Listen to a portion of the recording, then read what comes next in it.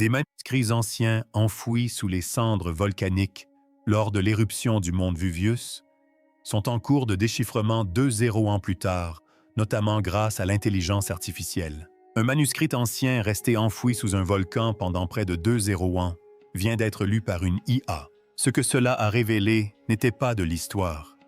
C'était un avertissement. Partout dans le monde des machines, déchiffrent désormais des textes perdus que l'on croyait à jamais disparus. Mais les messages ne sont pas apaisants. Ils parlent de feux de silence, d'effondrement et de quelque chose de plus sombre encore. En tant qu'êtres humains, nous allons renouer avec une partie de notre histoire à laquelle il est incroyablement difficile de se connecter. De la vallée de l'Indus au temple maya, des codes féminins interdits aux prophéties oubliées, ces langues n'ont pas simplement disparu. Elles ont été réduites au silence. Et maintenant que l'IA les dévoile, on est en droit de se demander pourquoi ont-elles été cachées au départ. Rejoignez-nous. Écriture perdue et résurrection numérique. Partout dans le monde, des fragments d'écriture anciennes ont été découverts, inscrits, peints, gravés ou sculptés sur des supports aussi divers que la roche, l'os, l'argile, l'or et même le tissu. Mais pendant des siècles, la plupart sont restés illisibles. Ce sont ce que les chercheurs appellent des écritures perdues. Non pas que nous ignorions leur existence, mais parce que nous ne pouvons les comprendre. Mais que se passera-t-il lorsque ces voix se feront à nouveau entendre? Que se passe-t-il lorsque l'intelligence artificielle, conçue pour reconnaître les visages et prédire les clics publicitaires, se met à décrypter les messages perdus des langues disparues? Et si ce qu'elle révèle était quelque chose que nous n'aurions jamais dû voir? Prenons l'exemple de l'écriture indéchiffrable, vieille de plus de 400-500 ans, découverte au Pakistan et dans le nord-ouest de l'Inde. Pourtant, nous ignorons encore la signification d'un seul symbole. Il n'existe aucune clé de traduction, aucune inscription bilingue comme la pierre de Rosette. C'est comme si quelqu'un avait écrit en code, jeté le décodeur et disparu. Prenons aussi le Rango Rango de l'île de Pâques. Des glyphes gravés sur des tablettes de bois, selon un étrange sens d'écriture, inversé de gauche à droite, puis de droite à gauche, chaque ligne étant inversée. Certains chercheurs pensent qu'il s'agissait de leur version des Écritures. D'autres croient qu'elles consignaient des généalogies, voire des avertissements. Mais à l'arrivée des colonisateurs européens, la culture qu'ils utilisaient s'est effondrée. Aujourd'hui, personne ne peut la lire. Il y a aussi l'atrusque langue parlée dans l'Italie antique avant l'essor de Rome. Nous avons mis au jour des milliers d'inscriptions de dédicaces funéraires, de textes religieux et de noms propres. Nous pouvons prononcer les mots. Nous connaissons leur alphabet, mais leur signification reste en grande partie un mystère. C'est parce que l'atrusque est une langue isolée. Elle n'a aucune parenté connue. C'est comme découvrir un livre entier dans une langue qui ne se rattache à rien de connu. Alors pourquoi ces écritures ont-elles été si difficiles à déchiffrer? Ce n'est pas seulement une question d'ancienneté ou de dégradation. C'est parce que le langage est bien plus que de simples symboles. Pour comprendre une écriture perdue, il faut 3 choses. Un grand nombre d'exemples, un contexte culturel et idéalement, un document bilingue, comme la pierre de Rosette, qui a permis aux érudits de traduire l'égyptien ancien. Sans ces outils, le déchiffrement relève de la conjecture. Et pendant des siècles, ce fut le cas. Jusqu'à présent, l'IA, l'intelligence artificielle, change la donne. Non pas en remplaçant les experts humains, mais en les aidant à percevoir ce qui était auparavant invisible.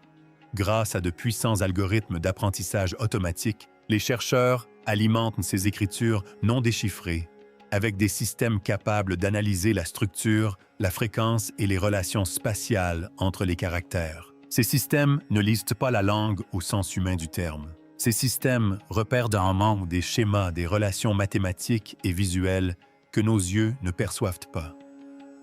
Ils peuvent regrouper des symboles similaires, détecter des séquences répétées et même deviner quels symboles pourraient être des verbes ou des noms en fonction de leur position.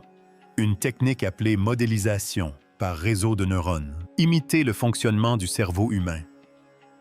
Concrètement, cela consiste à fournir à l'IA des milliers d'images ou de chaînes de symboles à étudier jusqu'à ce qu'elle commence à reconnaître des schémas. Une autre technique est la reconnaissance de formes qui entraîne des algorithmes à identifier des formes ou des agencements récurrents pouvant indiquer une syntaxe comme la ponctuation ou les règles grammaticales.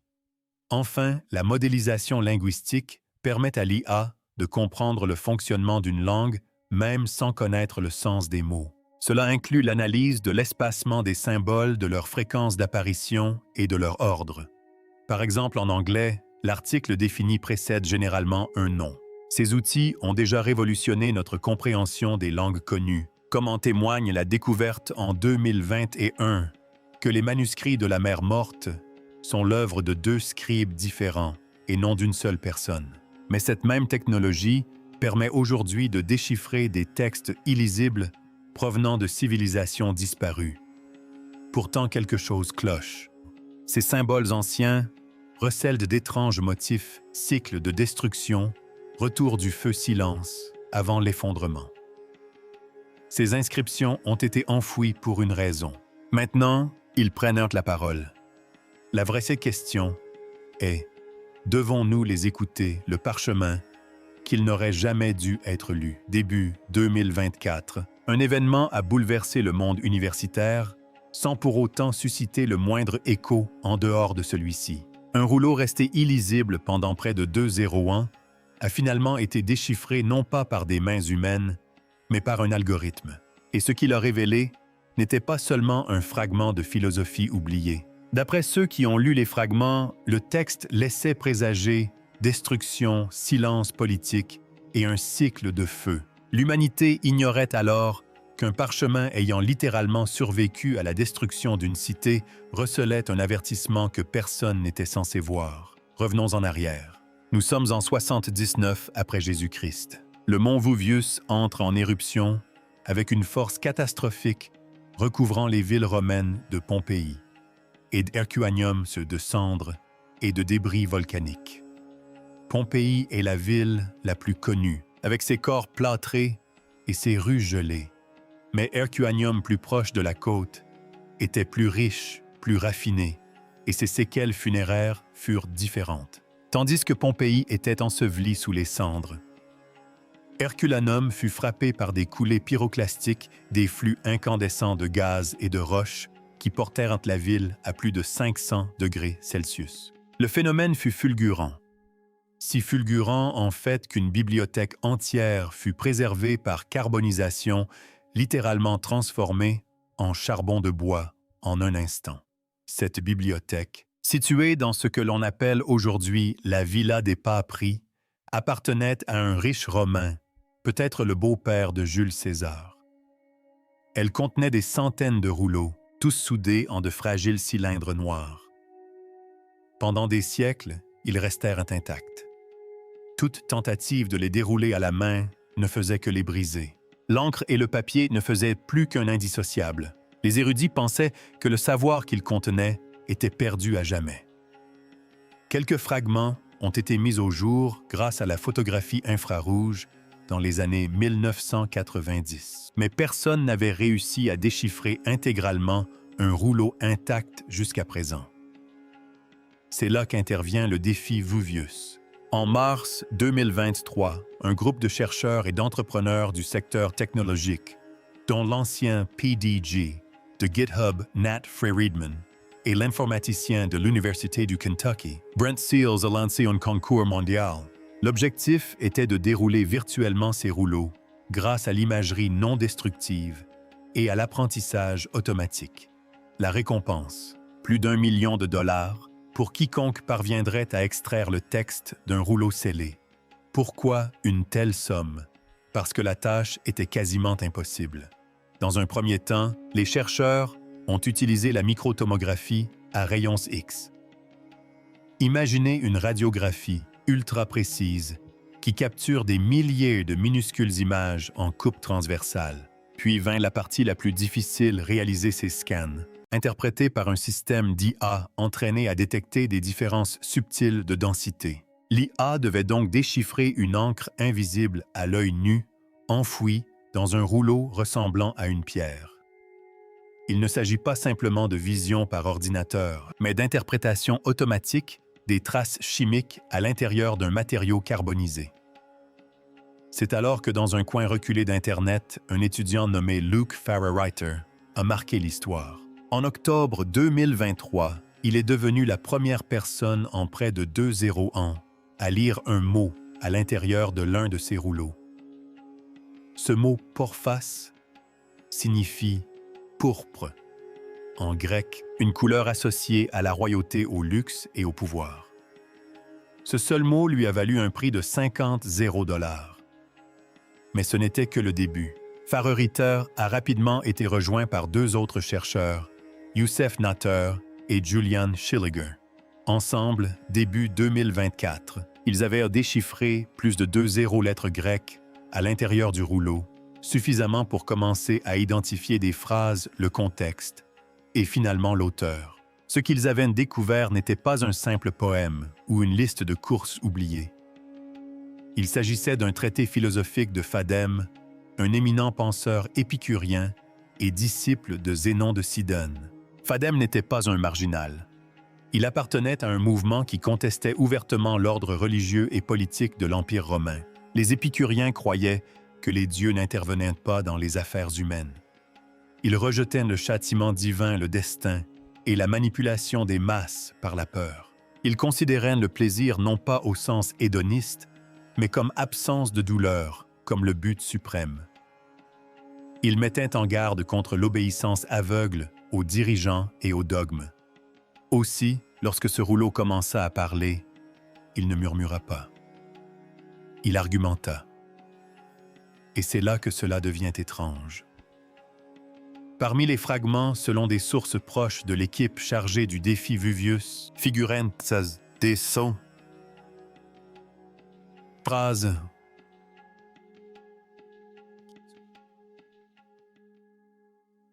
la vertu personnelle ou le détachement philosophique. Certaines évoquaient un incendie imminent. D'autres faisaient référence à des périodes de silence imposées, des moments où les voix étaient intentionnellement étouffées. Un passage particulièrement controversé, encore sujet à débat, utilise l'expression « quiétude stratégique » pour décrire comment les dirigeants maintiennent leur emprise lors de bouleversements annoncés. Un autre évoque un cycle de fumée et de renouveau et explique comment les érudits doivent se préparer au moment où la lumière s'éteint et où commence la purification. S'agit-il de simples métaphores ou de références voilées à une catastrophe réelle, passée ou future? N'oublions pas que Philus a vécu plusieurs générations avant l'éruption du Vuvius. Il n'écrivait pas après la catastrophe. Ce rouleau ne relate pas les événements, mais il prédisait ou mettait en garde contre ce qui allait arriver. La réaction des universitaires est prudente. Certains estiment que nous surinterprétons ces fragments. Les philosophes antiques affectionnaient le langage symbolique. Le feu pouvait représenter un trouble intérieur, la purification, une dimension spirituelle. D'autres, en revanche, sont plus sceptiques. Car le texte ne se contente pas d'évoquer les forces de la nature. Il fait référence à la censure, à la réduction au silence, au contrôle du savoir. Et voilà que ce savoir nous est restitué par le biais d'une machine. Le problème est le suivant, l'IA confond mythe et réalité. Elle ne reconnaît pas l'allégorie. Elle ne perçoit que des schémas. Elle extrait la structure, les répétitions, le contexte, les indices. Le danger ne réside pas seulement dans ce que nous lisons, mais aussi dans notre interprétation. Si une expression comme « le feu reviendra » apparaît dans le contexte du pouvoir politique et de l'oppression des élites, que devons-nous en penser? S'agit-il d'une métaphore pour alimenter le débat ou d'un avertissement littéral enfoui juste assez longtemps pour survivre? Certains parlent de cas, de coïncidence. D'autres l'appellent métaphore.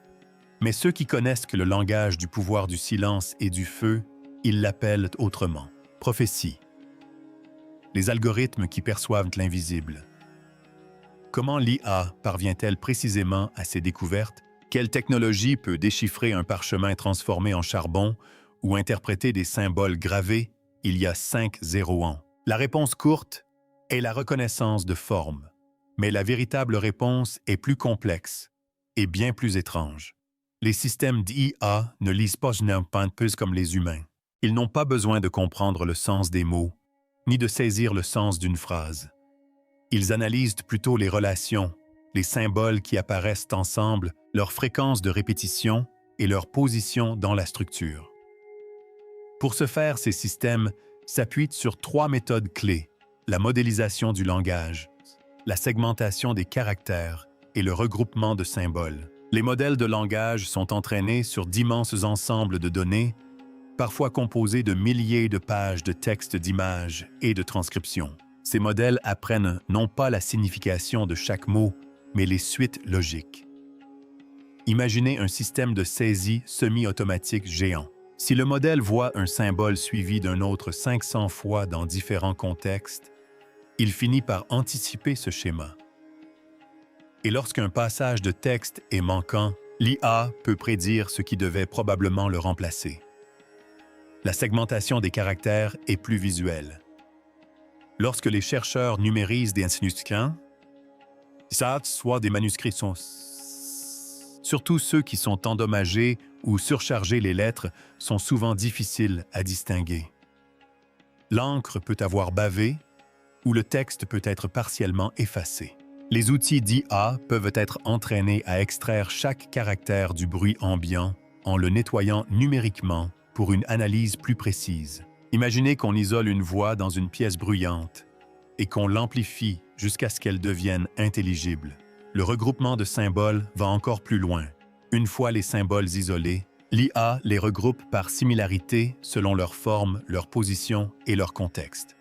Dans les langues non déchiffrées comme l'écriture indis ou le Rango, cette technique est cruciale. Si le système identifie des groupes de symboles répétés à la même position sur une ligne ou utilisés dans des inscriptions similaires, il peut suggérer leur signification nom, verbe, nombres ou références religieuses. L'un des outils les plus novateurs pour ce type de travail est ProtoSnap.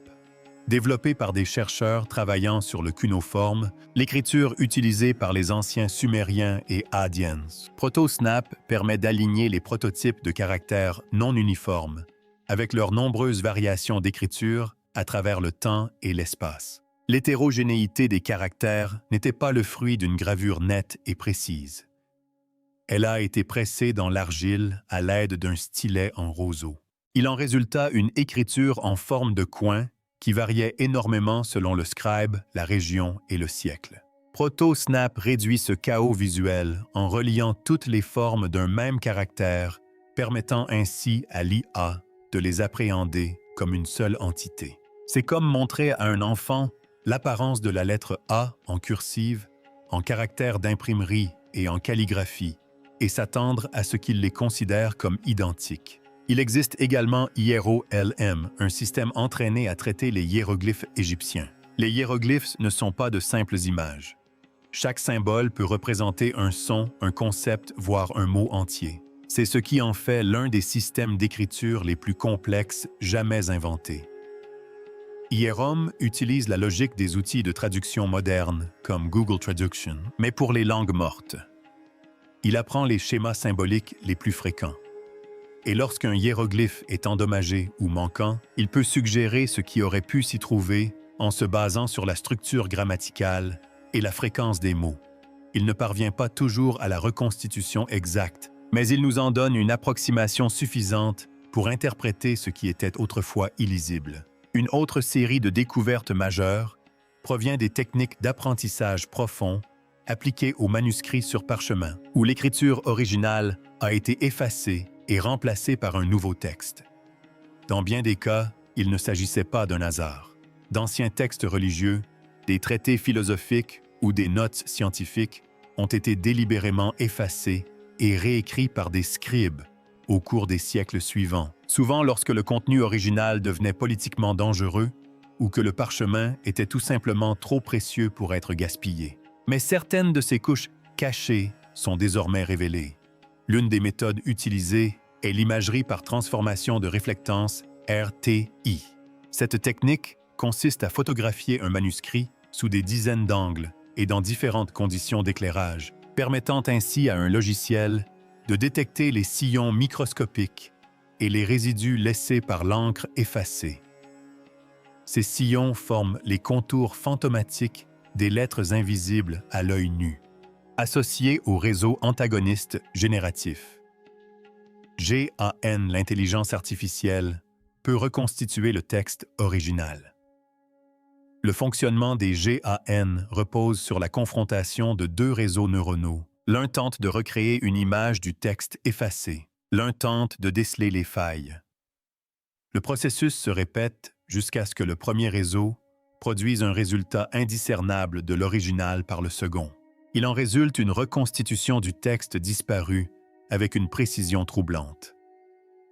En 2021, une équipe a utilisé cette technique pour exhumer des travaux mathématiques d'Archimède, jusque-là inconnus inscrits sous un livre de prières du XIIIe siècle. Mais les paumes ne se limitent pas à des connaissances anodines. Certaines recèlent des avertissements, des dissensions ou des récits de catastrophes intentionnellement enfouis. Pourquoi? Parce que quelqu'un ne voulait pas qu'on s'en souvienne. Et c'est ce qui inquiète les chercheurs. Car si l'IA nous offre un accès sans précédent à des connaissances perdues, elle révèle aussi des textes qui ont peut-être été cachés pour une raison bien précise.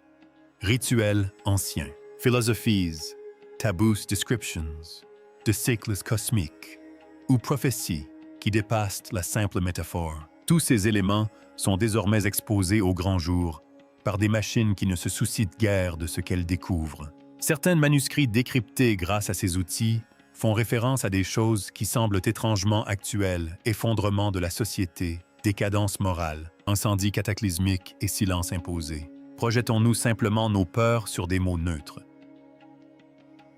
Peut-être. Peut-être. Mais il ne s'agit pas de cas isolés.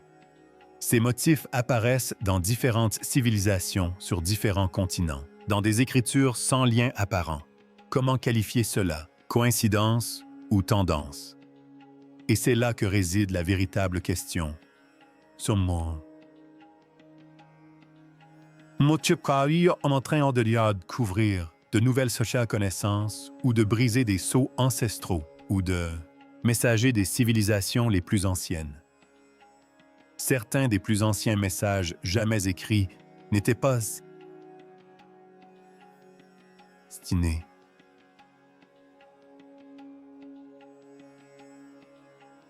par nous. Ils ont été gravés, estampés, gravés ou pressés par des mains disparues il y a des milliers d'années. Des mains qui vivaient dans des villes depuis longtemps enfouies dans des langues qui n'ont plus de locuteurs. Et maintenant, après des millénaires de silence, ces messages sont lus par des machines. Non pas parce que nous les comprenons, mais parce que l'IA commence à reconnaître quelque chose de terrifiant. Structure intention, but. Ce n'étaient pas des marques aléatoires, c'étaient des langages. Et nous commençons peut-être seulement à comprendre ce qu'ils cherchaient à exprimer. Commençons par la Chine ancienne, où un système d'écriture était utilisé pour interroger l'avenir. Les os oraculaires de la dynastie Shang, datant d'environ 300 ans avant Jésus-Christ, comptent parmi les plus anciens exemples connus d'écriture chinoise. Il ne s'agissait ni de lettres ni de récits, mais de questions. Les prêtres les gravaient sur des carapaces de tortues ou des omoplates de bœuf, les chauffaient jusqu'à ce qu'elles se fissurent, puis lisaient les fissures comme un message des dieux. Les questions posées étaient ainsi préservées, gravées dans l'os. Ce qui est troublant, ce sont les questions elles-mêmes. Y aura-t-il une épidémie cette saison? Les étoiles seront-elles dégagées le 3e jour? Le sacrifice sera-t-il accepté? Pendant des siècles, ces inscriptions ont été déchiffrées principalement par des méthodes traditionnelles, par de lentes et minutieuses comparaisons avec le chinois moderne. Mais en 2024, des chercheurs chinois ont présenté des systèmes d'IA capables de faire correspondre les caractères des os oraculaires à leurs équivalents modernes, avec une rapidité et une précision étonnantes. L'outil à utiliser des centaines de milliers de glyphes numérisés, un apprentissage sur des exemples connus et la reconnaissance d'images pour compléter les parties manquantes ou endommagées. Ce qu'ils ont découvert, ce sont des constantes dans les questions posées, le calendrier des rituels et la manière dont les phénomènes célestes étaient concoctionnés.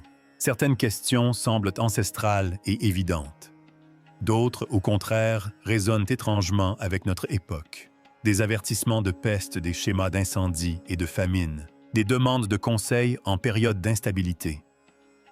Les ossements ne servaient pas seulement à prédire l'avenir, mais aussi à le maîtriser, quand faire un sacrifice, quand déclarer la guerre, quand garder le silence.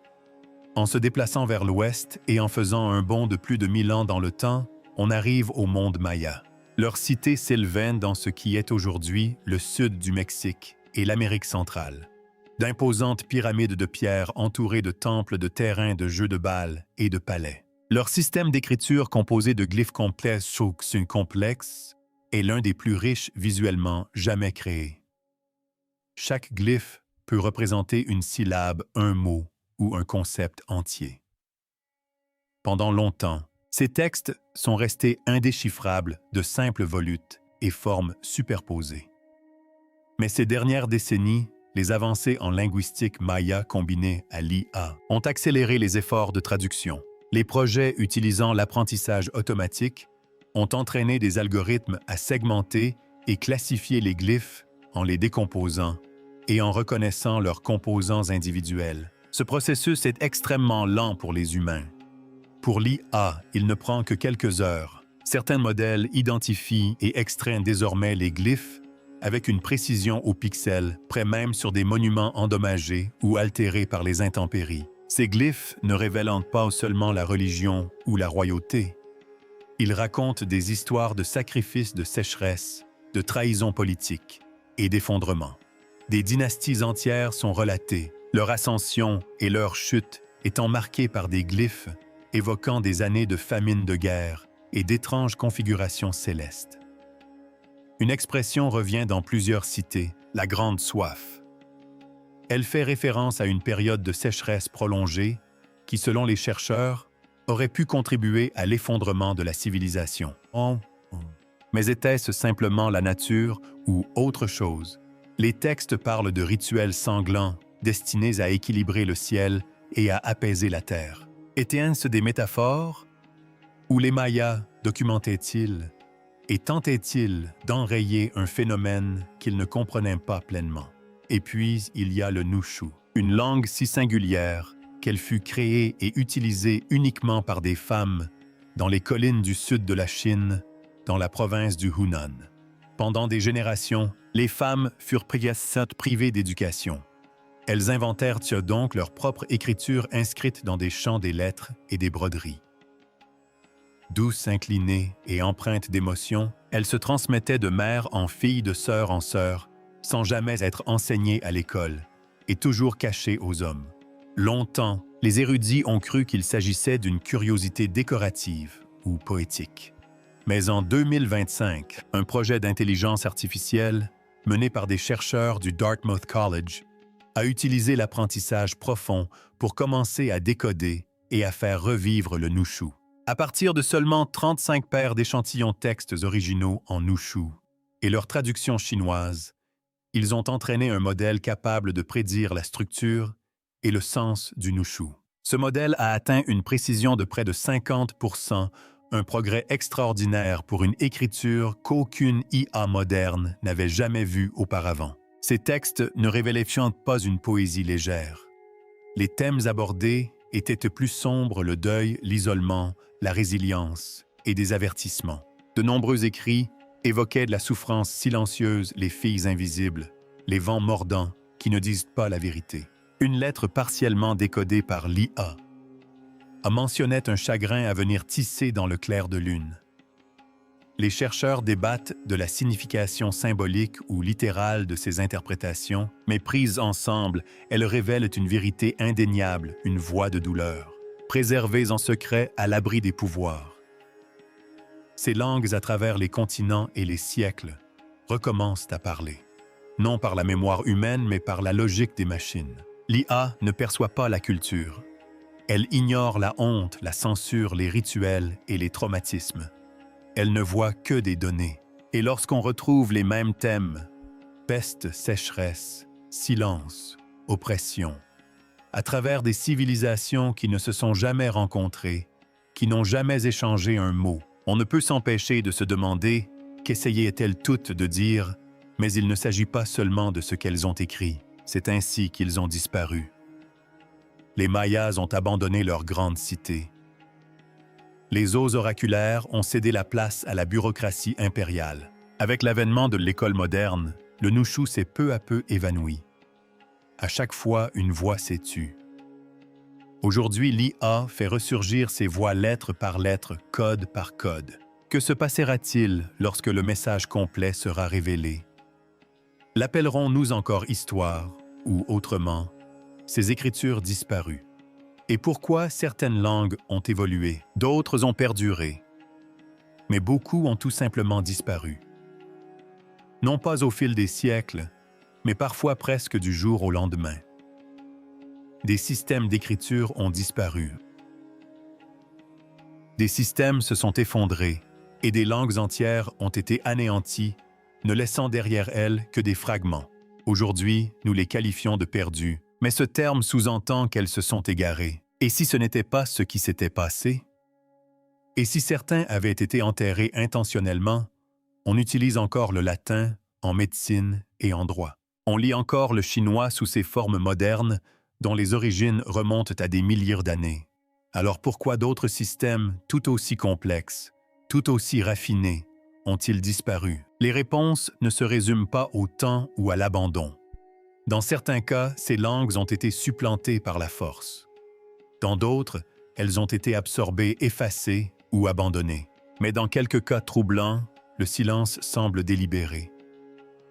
La disparition paraît intentionnelle, ce qui soulève une question bien plus inquiétante. Ces écritures ont-elles été effacées à cause de leur contenu? Rongorongo est l'un des exemples les plus troublants découverts sur l'île de Pâques au 19e siècle. Il s'agit d'un ensemble d'étranges glyphes gravés sur des tablettes de bois, certains présentant un sens d'écriture unique, serpentant à leur surface en lignes alternées. Les insulaires avaient oublié comment les déchiffrer à l'arrivée des colons européens. Il n'y avait ni enseignants ni traditions orales pour en préserver le sens et aucun locuteur moderne. La culture à l'origine de Rongorongo s'est effondrée peu après le contact avec les Européens. Maladies, esclavage et conversion religieuse ont effacé des siècles d'histoire. Pourtant, les chercheurs ont toujours soupçonné que ces glyphes n'étaient pas de simples ornements. Certains pensent qu'ils codaient des généalogies ou des rituels. D'autres avancent qu'ils contenaient une histoire orale, voire des avertissements. Une théorie suggère que Rongorongo était une forme de prophétie codée, créée alors que les insulaires assistaient à la dégradation de leur environnement et à l'effondrement de leur société. C'est ce qui les rend particulièrement fascinants. S'ils pressentaient la fin, ont-ils tenté de préserver leur savoir sous une forme indéchiffrable pour les étrangers? Il y a ensuite la langue atrusque. Autrefois parlée dans toute l'Italie centrale avant l'ascension de Rome, cette langue était celle d'une civilisation avancée, bâtissant des villes, créant de l'art et pratiquant une religion profondément spirituelle, centrée sur la divination, l'au-delà et les forces célestes. Des milliers d'inscriptions ont été découvertes sur des urnes, des monuments et des bijoux, mais la plupart restent non traduites. Nous savons que les Atrusques possédaient un vocabulaire riche. Nous pouvons déchiffrer leur alphabet. Pourtant, leur grammaire, leurs verbes et leur syntaxe complète demeurent un mystère. Pourquoi? L'explication la plus courante est que le latin a simplement remplacé l'atrusque à mesure que Rome s'étendait. Mais certains chercheurs ne sont pas convaincus. Ils pointent du doigt des textes religieux et des rituels spécifiques qui furent interdits par les autorités romaines. Certains rites atrusques liés à la nécromancie et à la prophétie furent jugés dangereux. L'État romain tolérait de nombreuses religions, mais semblait adopter une position intransigeante vis-à-vis des pratiques atrusques. Se pourrait-il que certains écrits atrusques aient été trop dérangeants, trop risqués politiquement ou trop subversifs spirituellement pour survivre à la domination romaine. Certains fragments font référence à des présages, à des cartes célestes et à une doctrine de catastrophe cyclique, des enseignements qui pouvaient contredire l'idéologie impériale romaine. Si Rome a effacé le savoir étrusque, s'agissait-il d'un acte d'assimilation culturelle ou d'une purge? Le manuscrit de Voynich va encore plus loin. Découvert dans un monastère italien au début du XXe siècle, ce livre a résisté à toutes les tentatives de traduction. Il regorge d'une étrange écriture en boucle, ne correspondant à aucune langue connue, accompagnée d'illustrations bizarres, des femmes nues, se baignant dans d'étranges tubes, des plantes non identifiables et des diagrammes zodiacaux. Chaque fois que l'on croit avoir percé son mystère, le sens s'effondre. Certains linguistes pensent qu'il s'agit d'un canular. D'autres affirment qu'il s'agit d'une langue oubliée.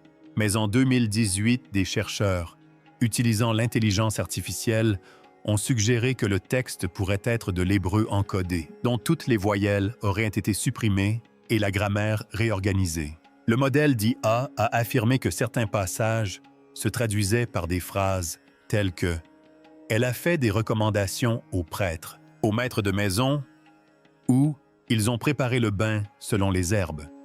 Une autre théorie a émergé bien plus plausible et troublante. Le manuscrit serait une sorte de guide de sage-femme, recelant un savoir auquel les autorités masculines n'étaient pas censées avoir accès. Cela expliquerait le langage codé, le secret, les illustrations étranges. Mais cela signifierait aussi autre chose, que ce savoir a été délibérément dissimulé, car ces auteurs savaient qu'il leur serait dérobé. Si cela s'avère vrai, le manuscrit de Voynich devient l'un des exemples les plus frappants de savoir interdit préservé à la vue de tous. L'histoire nous a montré que ce phénomène se répète sans cesse. Lorsqu'un régime prend le pouvoir, il réécrit la langue. Lorsqu'une religion se répand, elle occulte les symboles anciens. Lorsqu'une culture aspire au contrôle, elle contrôle qui a le droit de parler et qui a le droit de se souvenir. On suppose donc que les langues disparues s'éteignent naturellement. Mais que se passe-t-il si elles ont été réduites au silence? Une réponse est la violence. L'épée survit souvent à la plume, mais une autre réponse est la peur. La peur de ce qui a été écrit. La peur de ce qui pourrait être redécouvert. La peur qu'un savoir une fois lu ne puisse être oublié. Certains secrets n'étaient pas destinés à survivre. C'est ce qui inquiète les historiens. Et maintenant, les chercheurs en IA, car les machines ne craignent rien. Elles ne se fixent pas de limites morales. Ils ne s'arrêtent pas à temps. Aux avertissements, ils continuent simplement à lire. Et s'ils découvrent des informations que quelqu'un a tenté d'enfouir, ils ne s'interrogeront pas sur les raisons. La vraie question est: sommes-nous vraiment prêts à savoir ce qui a été caché, ou bien ouvrons-nous simplement des livres qui n'auraient jamais dû l'être? Et que se passera-t-il lorsque l'un d'eux révélera enfin quelque chose que nous ne sommes pas prêts à entendre? Merci d'avoir regardé. Si cette vidéo vous a plu, n'oubliez pas de liker, commenter et vous abonner. Cliquez sur la vidéo suivante pour découvrir du contenu encore plus passionnant.